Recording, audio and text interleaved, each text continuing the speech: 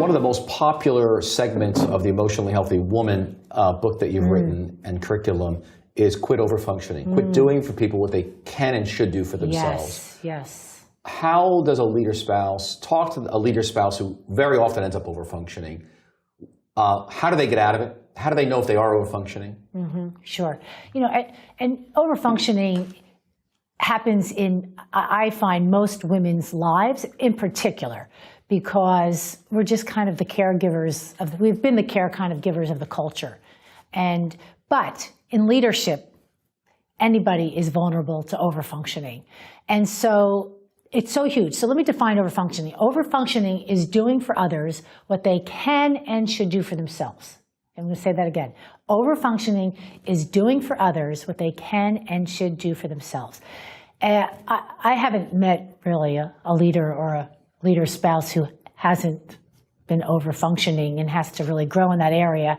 So it really applies to all of us. But it's huge, because at the root of overfunctioning is not helpfulness. The problem in the church is that overfunctioning is disguised as caring. And you even get rewarded for it.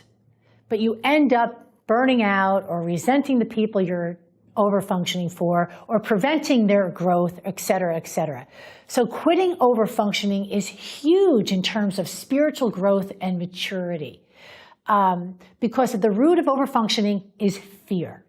Whether it's fear of losing control, or fear of what others think of me, fear that God's not going to come through for me. So it's also key, because one of the reasons your spouse may be overfunctioning in the church is because you're overfunctioning for them at home.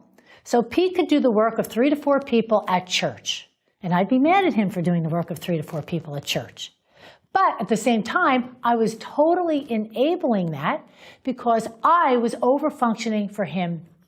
I was doing things that God called both of us to do at home. For example, parenting.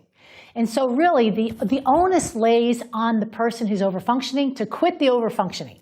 An underfunctioner is not going to change. The underfunctioning pastor at home is not going to change. The person who's overfunctioning at home has got to change. So I needed to quit overfunctioning in areas at home or in parenting in order for Pete to quit overfunctioning at church. Huge, difficult, but life-changing.